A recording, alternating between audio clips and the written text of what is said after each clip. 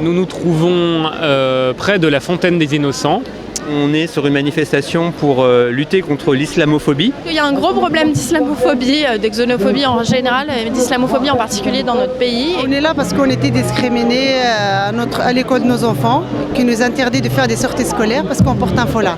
Il y a une circulaire ingrate, la circulaire Châtel, qui a été reprise par la gauche, qui donne le droit à des chefs d'établissement d'élaborer des règlements intérieurs qui sont complètement discriminatoires. La question qui se pose, c'est quelle laïcité on défend. La loi de 1905 inscrit le respect de la liberté de conscience. C'est d'abord une loi de séparation de l'Église et de l'État. L'État doit être neutre, il doit être indépendant. Il n'est absolument pas nécessaire d'y ajouter de nouvelles choses qui apportent de la confusion. Ce qui importe, ce n'est pas la question du voile, c'est la question de l'obligation de porter un voile ou pas pour une femme. Je pense que lorsqu'on est féministe, on doit permettre aux femmes d'avoir les mêmes libertés publiques que les hommes. Vous voulez porter le voile, bah portez le voile. Vous voulez vous raser la tête, rasez-vous la tête. L'émancipation, ça marche pas.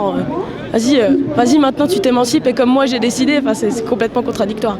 En France, on n'embauche pas une femme qui porte un foulard, que ce soit dans le public, voilà, la loi est ce qu'elle est et c'est respectable. Dans le privé, même si légalement il est parfaitement interdit de discriminer sur la base de l'apparence ou de la confession religieuse, ça se pratique simplement. Vous n'allez pas au travail, vous n'allez pas au loisir, vous n'allez pas à l'accompagnement scolaire, ça veut dire qu'on est en train de faire quelque chose qui est antisocial. Je crois qu'il y a quand même une vraie part de méconnaissance, mais méconnaissance qui est travaillée, accentuée, orientée.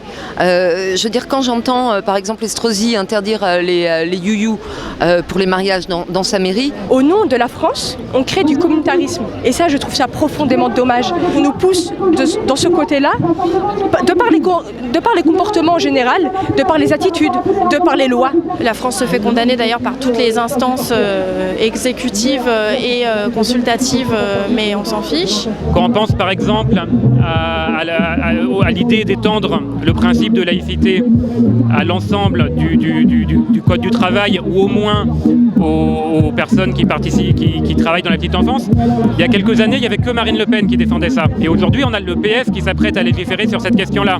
Je suis assistante maternelle. C'est des questions c'est personnel. Est-ce que vous allez faire la prière devant l'enfant? Est-ce que vous allez accueillir le papa?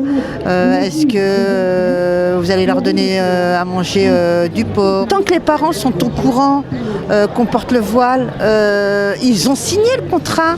Alors, mais il est où le hic? On tend à vouloir faire croire aux gens que tout le monde est islamophobe. Ce n'est pas vrai. On a beaucoup de nos citoyens français qui sont complètement tolérants vis-à-vis de ce sujet-là, qui apportent leur soutien aux femmes voilées. Les diversités sont des richesses, elles ne doivent pas être vues autrement. Et ce n'est que comme ça qu'on pourrait arriver à avoir une meilleure société où chacun se sentirait chez soi et est responsable de la société.